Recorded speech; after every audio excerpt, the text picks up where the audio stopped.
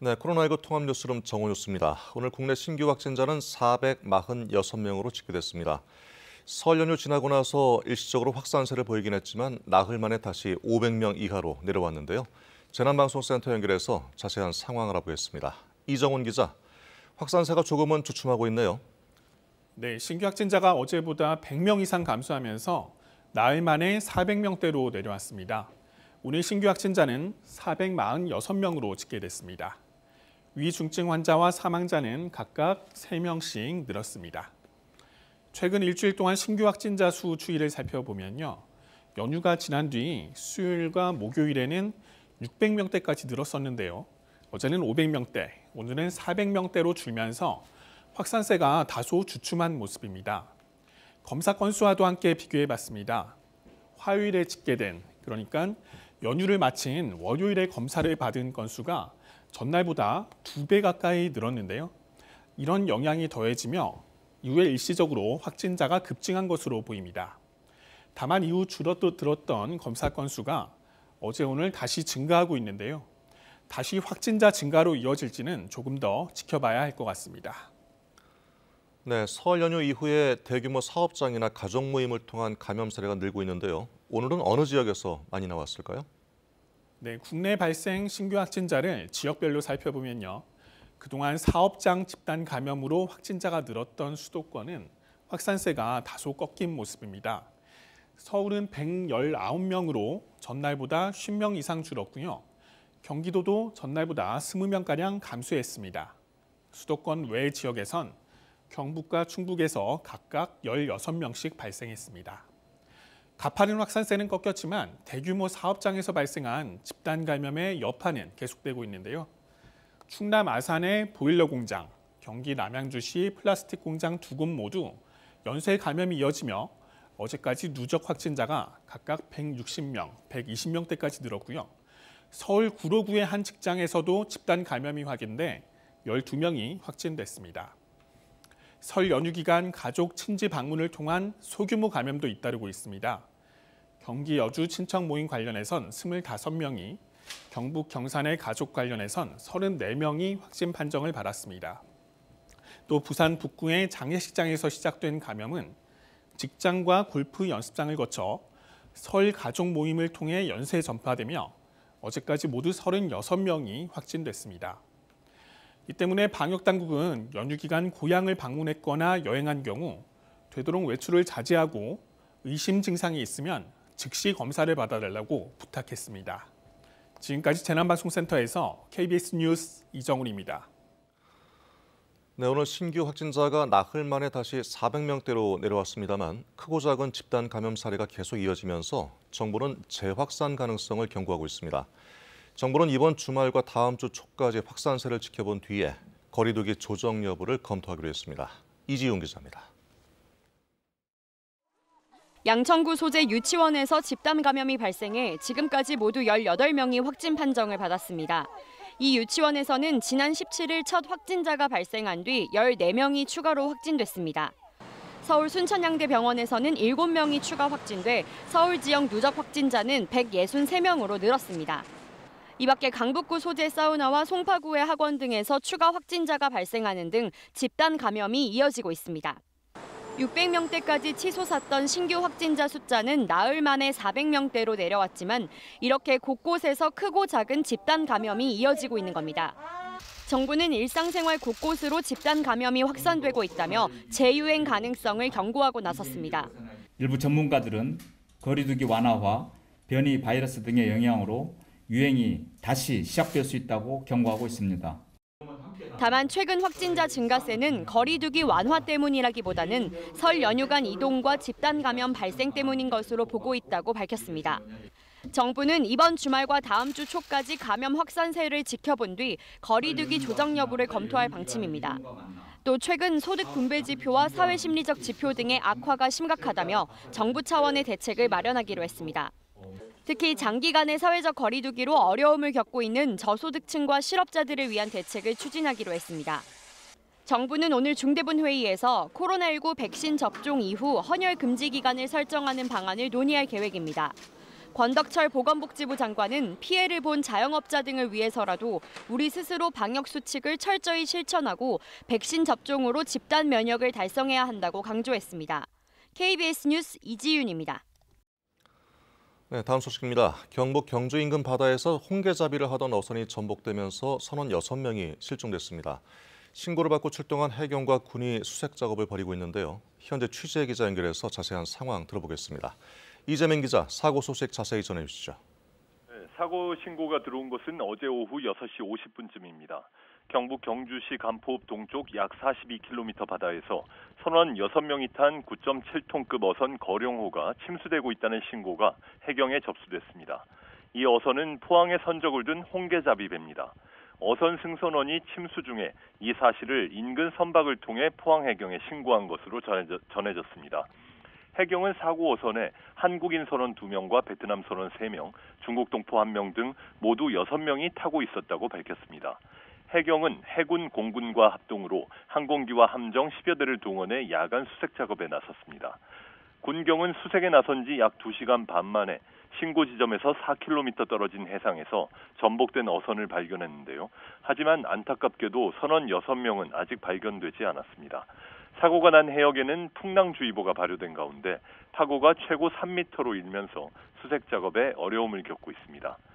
사고 이틀째를 맞아 군경은 수색 장비를 항공기 7대, 함정 20여 척으로 대폭 늘려 사고 해상 주위를 집중 수색하고 있으며 잠수사 30여 명도 기상 상황을 보면서 대기 중입니다. 지금까지 대구에서 KBS 뉴스 이재민입니다. 오리와 닭 등을 키우는 경남 통영의 한 혼합사육 농장에서 고병원성 조류 인플루엔자 확진 판정이 나왔습니다. 조류 인플루엔자 중앙사고수습본부는 어제 의심 신고가 들어온 해당 농장을 정밀 검사한 결과 고병원성 AI임을 확인했다고 오늘 밝혔습니다. 이로써 국내 가금 농장 등에서 발생한 고병원성 AI는 모두 100건을 기록했습니다. 중수본은 고병원성 AI 확진 판정에 따라 발생지 인근 농장에서 사육하는 가금류를 예방적으로 살처분하고 이동 제한 등 강화된 방역 조치를 시행하고 있습니다. 오늘 새벽 2시 30분쯤 서울 구로구 신도림동 일대 아파트 900여 세대가 정전됐습니다.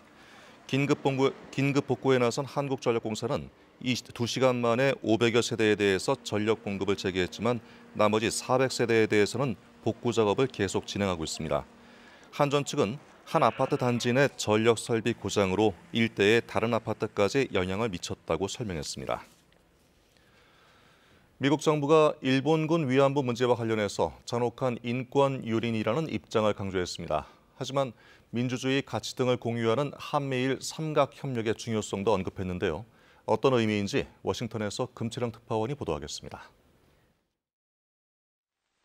태평양 전쟁 당시 일본군 위안부 강제 동원에 대한 미국 정부의 입장을 묻는 KBS의 서면 질문에 미 국무부는 잔혹한 인권 유린으로 규정했습니다.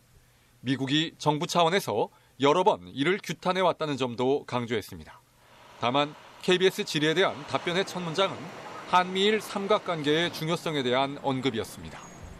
인도태평양 지역에서 여성의 권리 신장을 포함해 자유와 민주주의, 인권 보호를 위해 한미일 세 나라가 함께 기여할 수 있다는 것입니다. 이 같은 입장은 오늘 기자들을 대상으로 한 국무부의 전화 브리핑에서도 강조됐습니다. We value our robust and productive trilateral relationship with Japan and the Republic of Korea. 일본군 위안부 문제에 대해선 한국과 일본이 치유와 화해로 나아가도록 협력할 것을 오랜 기간 권장해 왔다고도 했습니다. 램지어 교수의 역사 왜곡 등에 대해선 일체 언급하지 않으면서도 오바마 행정부 당시 클린턴 국무장관이 일본군 위안부를 성노예로 표현하고 강제 동원을 잔혹한 반인륜 범죄 행위로 규정했던 취지를 강조한 것으로 보입니다.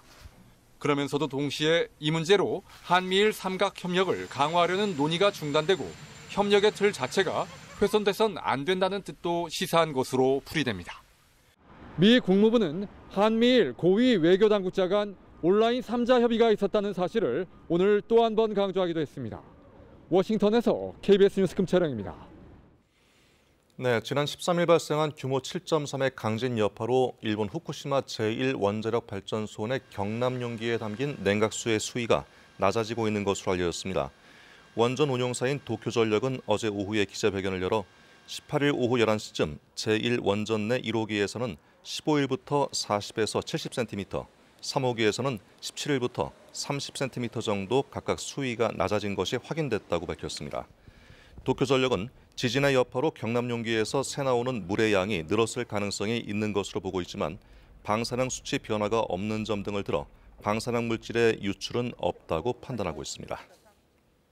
네, 국내에서도 다음 주면 코로나19 백신 접종을 시작합니다. 처음 접종할 백신은 국내 기업이 위탁 생산하고 있는 아스트라제네카 백신인데요. 생산 공장에 있는 경북 안동에서 출하돼 전국으로 이송하는 백신 수송 모의 훈련이 실제 상황처럼 진행됐습니다. 만일의 사태에 대비해서 군용기까지 동원됐습니다. 양민철 기자의 보도입니다. 국내 공장에서 위탁 생산된 아스트라제네카 백신을 실은 수송 차량이 줄지어 공장을 나섭니다. 모의 훈련용 백신입니다. 군과 경찰의 호송을 받으며 경기도 이천의 물류센터에 도착한 백신. 국방부 수송지원본부와 군의 감독하에 냉장 물류창고로 입고됩니다. 아스트라제네카 백신은 초저온 유통이 필요한 화이자와 달리 영상 2에서 8도 사이의 일반 냉장 온도에서 보관과 유통이 가능합니다. 입고된 백신은 작은 단위로 나누는 과정을 거쳐 미리 지정된 전국 25개 보건소를 향해 출발합니다. 백신의 입출고 상황은 24시간 운영되는 통합상황실에서 관리됩니다. 14시 11분 백신 출고 차량 파부차. 지역 보건소에 도착한 백신은 온도와 파손 여부 등을 확인한 뒤 보건소 직원에게 인계됩니다. 이후 적정 온도로 설정된 백신 보관용 냉장고에 보관됩니다. 아까 꺼낼 때 이분이 아니고 본인이 꺼내셔야 될 거고요. 네. 장갑 없이 꺼내시면 안 되고요. 육로 수송이 어려운 도서 지역에는 군 수송기가 동원됐습니다. 안동의 백신 공장에서 출하된 백신은 역시 이천 물류센터에서 분류 작업을 거쳐 서울 공항에 대기하던 제주도행 공군 수송기에 차량째에 실렸습니다. 민간 항공이나 배로 수송이 어렵거나 긴급하게 수송이 필요한 상황에 대비한 훈련입니다. 우발 상황에 봉착되거나 또는 상황에 어려움이 처해 있을 때는 우리 군의 수송기, 함정 등을 이용을 해서 우리 국민들이 백신 접종을 받을 수 있는 여건 보장을 해야 되는데 수송기에 실려 제주도에 도착한 수송 차량은 곧바로 제주시 보건소까지 이동합니다. 이렇게 접종기관으로 이송된 백신은 오는 26일부터 만 65세 미만인 요양병원, 시설의 입소자, 종사자 27만여 명에게 접종됩니다. 방역당국은 어제까지 이들을 대상으로 접종 동의를 받고 이를 토대로 1순위 접종 대상자 명단을 확정한다는 계획입니다. KBS 뉴스 양민철입니다. 네, 보신 것처럼 우리의 일상을 되찾기 위한 백신의 시간이 다가오고 있습니다. 접종이 시작될 요양병원은 기대와 우려 속에 준비가 한창이고 백신을 주사해야 하는 의료진의 접종 교육도 속도를 내고 있습니다. 이제 남은 것은 백신 접종률을 얼마나 높일 수 있느냐 하는 것입니다. 서병립 기자의 보도입니다. 경기도에 위치한 한 요양병원입니다. 오는 26일 첫 접종을 앞두고 병원 강당은 접종센터로의 변신을 마쳤습니다.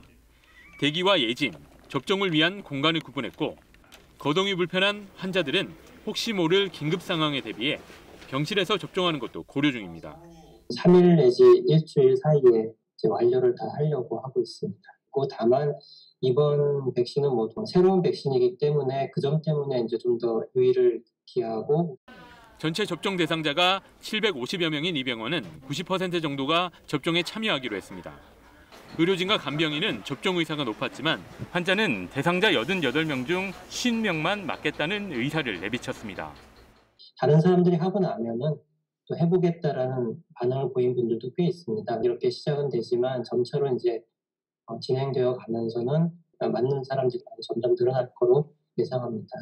실제로 한 여론조사 기관에서 전국 만 18세 이상 1000명을 대상으로 백신 접종 의사를 물었더니 응답자의 71%가 접종 의향이 있다고 답했습니다. 결국 백신 접종이 본격화되면 접종률을 얼마나 높이느냐가 관건인 셈입니다. 정부 방역당국에서 정해준 백신 접종 계획에 따라서 이제 본인의 순서가 오면 반드시 좀 참여를 부탁. 실제로 주사를 놓아야 할 의료진의 교육도 한창입니다. 현재까지 대한간호협회의 전국 10개 센터를 통해 200여 명의 간호사가 교육을 받았습니다. 막연하고 좀 걱정스러운 부분이 있었는데 그래도 동영상 보면서 직접 이제 저 교육 들으면서 조금 이제 이해를 할 수 있게 됐습니다. 버려지는 백신 원액의 낭비를 줄이기 위해 개발된 특수주사기도 4천만 개 확보하는 등 백신의 시간을 준비하는 손길은 더욱 바빠지고 있습니다. KBS 뉴스 서백립입니다. 산불이 비상입니다. 강원 산지와 동해안을 중심으로 대형 산불 위험 경보와 주의보가 발효 중인데요. 강원 산지와 동해안 지방은 올해 들어 강수량이 평년에 한참이나 못 미치는 건조한 날씨가 이어지고 있습니다. 게다가 이들 지역에는 강풍주의보가 내려진 가운데 순간적으로 초속 25에서 30m까지 돌풍이 몰아치겠습니다. 산불이 나지 않도록 각별한 주의를 당부드립니다. 날씨가 포근해지면서 미세먼지가 짙어졌습니다. 오늘 수도권과 강원, 영서, 충청은 종일 나쁨 상태를 이어가겠고 전북과 경북, 대구는 오후에 일시적으로 나쁨을 보이겠습니다. 오늘과 내일은 이른 봄 날씨를 만끽하실 수 있겠는데요. 서울의 낮 기온 오늘은 13도, 내일은 15도까지 올라 평년보다 2도에서 9도 높겠습니다. 오늘은 전국이 대체로 맑겠고 울산이 19도 등 남부지방은 20도 가까이 오르겠습니다. 날씨 전해 드렸습니다. 네, 코로나19 통합 뉴스를 마치겠습니다. 고맙습니다.